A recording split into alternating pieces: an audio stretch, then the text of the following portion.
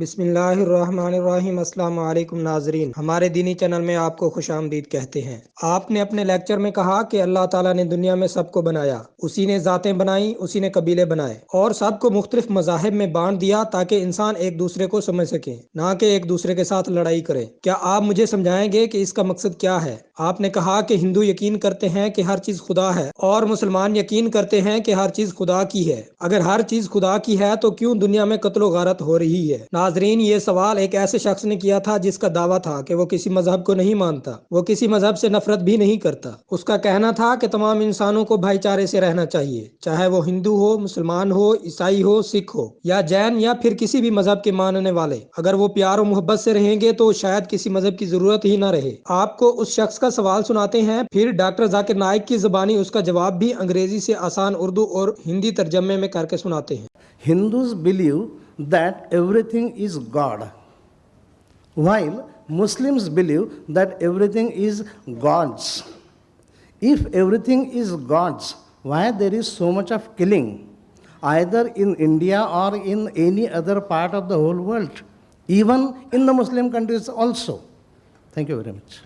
Doctor Zakir Naik نے اس سوال کا جواب دیتے ہوئے کہا کہ میں آپ کو ایک غلط فہمی سے دور کرنا چاہوں گا۔ میں نے کبھی نہیں کہا کہ لوگوں کو مختلف مذاہب میں بانٹا، بلکہ میں نے قوموں اور قبیلوں میں بانٹنے کا کہا تھا۔ اللہ تعالیٰ نے ایک ہی مذہب بھیجا، اس نے لوگوں کو زبانوں، قوموں، قبیلوں، رنگوں اور نسلوں میں بانٹا تاکہ وہ ایک دوسرے کو پہچان سکیں۔ اللہ تعالیٰ نے فرق نہیں بنائے، یہ انسانوں نے بنائے ہیں۔ سورہ انعام میں اللہ تعالیٰ فرماتا ہے کہ جنہوں نے اپنے دین کو ٹکڑے ٹکڑے کر دیا اور کئی جماعتیں بن گئیں، تیرا ان سے کوئی تعلق نہیں، ان کا نام اللہ ہی کے حوالے ہے، پھر وہی انہیں بتلائے گا جو کچھ وہ کرتے تھے۔ جو بھی لوگوں میں تفریق پیدا کرتا ہے وہ برا کر رہا ہے۔ آپ نے پوچھا کہ لوگ قتل کیوں کر رہے ہیں؟ فرض کریں ایک استاد طالب علموں سے کہتا ہے کہ نقل نہ کرو، مگر پھر بھی وہ کرتے ہیں، تو آپ کس کو قصوروار ٹھہرائیں گے، استاد کو یا طالب علم کو؟ ایسے ہی اللہ تعالیٰ نے انسانوں کو مرضی دے دی ہے کہ جو چاہے کرو۔ اس نے اپنا ہدایت نامہ قرآن پاک کی شکل میں اتار دیا ہے، جس میں اس نے تلقین کی ہے کہ یہ کرنا ہے اور یہ نہیں کرنا۔ اب اس کے بعد بھی لوگ وہ کام کرتے ہیں جس سے منع کیا گیا تو وہ خود پر ظلم کر رہے ہیں۔ سورہ مائدہ میں اللہ تعالیٰ نے فرمایا ہے، اسی سبب سے ہم نے بنی اسرائیل پر لکھا کہ جس نے کسی انسان کو خون کے بدلے کے بغیر یا زمین میں فساد روکنے کے علاوہ قتل کیا تو گویا اس نے تمام انسانوں کو قتل کر دیا، اور جس نے کسی کو زندگی بخشی اس نے گویا تمام انسانوں کی زندگی بخشی۔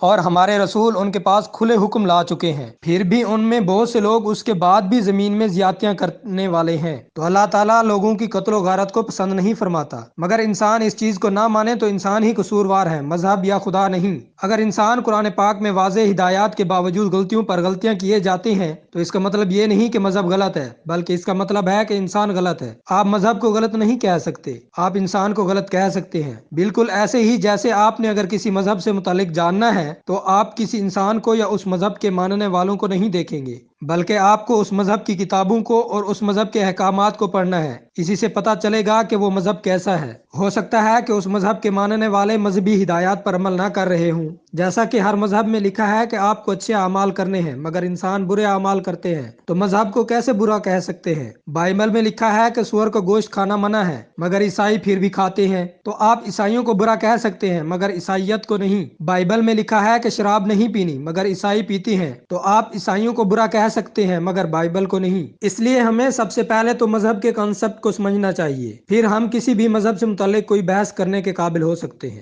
Allah says, and I mentioned my talk in Surah Ma'idah chapter 5 verse 32, if anyone kills a human being, whether it be a Muslim or non-Muslim, whether it be Hindu, Jew, Christian, Sikh, anyone, unless it be for murder or for spreading mischief in the land, it is as though he has killed the whole of human race. If he saves any human being, it is as though he has saved the whole of humanity. So God Almighty doesn't like people killing each other. But if human beings don't want to follow, who's to blame? The human beings. Doctor Zakir Naik نے اس شخص سے مخاطب ہو کر کہا کہ اللہ تعالیٰ نے ہمیں ہدایت کی ہے کہ اللہ تعالیٰ نے زندگی اور موت پیدا کی تاکہ دیکھے کون اچھے اعمال کرتا ہے۔ قرآن میں یہ بھی لکھا ہے کہ اگر اللہ چاہتا تو سب کو مسلمان بنا دیتا، مگر پھر امتحان کہاں ہوتا؟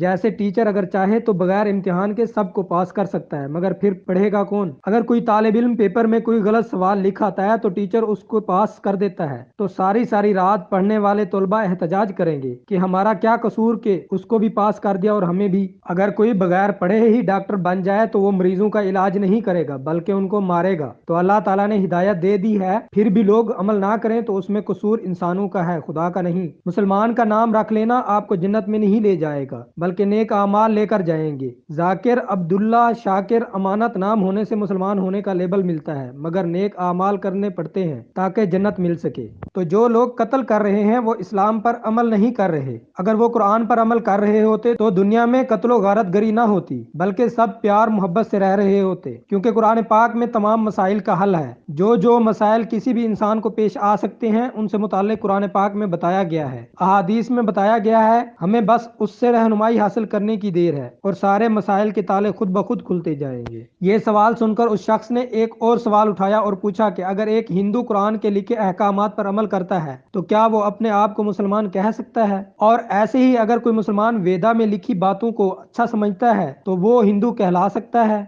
So, Zakir bhai, if a Hindu follows the principles of Quran, which are very similar to the principles given in the various Hindu religious books, can a Hindu call himself as a Muslim? Or on the other hand, can a Muslim call himself as a Hindu? Because the very topic of your lecture is universal brotherhood. I properly understood Dr. Vyas when he asked his question. Doctor صاحب نے یہ سوال کرنے پر اس شخص کی بہت تعریف کی اور کہا کہ ہم پہلے مسلمان اور ہندو کی تعریف سمجھ لیتے ہیں پھر اس پر بات کرتے ہیں۔ مسلمان وہ شخص ہے جو اپنی مرضی کو خدا کی منشا پر چھوڑ دے۔ مگر کیا آپ کو معلوم ہے کہ ہندو کا مطلب کیا ہے؟ ہندو ایک جغرافیائی لفظ ہے، اس کا مطلب ہے جو بھی بھارت میں رہتا ہے وہ ہندو ہے۔ جغرافیائی اعتبار سے میں بھی ہندو ہوں۔ آپ سوامی ویوک آنند کے مطابق ہندو کوئی لفظ نہیں ہے، اس کے لیے لفظ ویدانتس استعمال ہونا چاہیے۔ تو جغرافیائی طور پر میں ہندو ہوں مگر مذہبی اعتبار سے میں ہندو نہیں۔ میں ویدا کی ان باتوں پر عمل کرنے کو تیار ہوں جو اچھی ہیں۔ مثال کے طور پر ویدا میں لکھا ہے کہ ایک خدا ہے تو میں اس پر یقین کروں گا، مگر اس پر یقین نہیں کروں گا کہ ویدا میں لکھا ہے کہ برہمن کو سر سے بنایا، کشتری کو سینے سے، ویداش کو ٹانگوں سے اور شودر کو پاؤں سے۔ میں اس چیز کو نہیں مانتا۔ جغرافیائی اعتبار سے میں اس چیز کو مانتا ہوں کہ میں ہندو ہوں، جیسے کہ امریکہ میں رہنے والا امریکن ہے تو میں مسلمان ہوتے ہوئے بھی ہندو ہو سکتا ہوں کیونکہ میں بھارت میں رہتا ہوں۔ Geographically, everyone living in India is a Hindu. So I completely agree with it. By the geographical definition, if you say that anyone who lives in India is a Hindu, it's correct. Any scholar will agree, anyone living in India is a Hindu. Geographically, I'm a Hindu. But because I stay in India, can I be a Muslim? Yes. Of course. So a person, can a Muslim be a Hindu? Yes. If the Muslim is living in India, he can be a Hindu.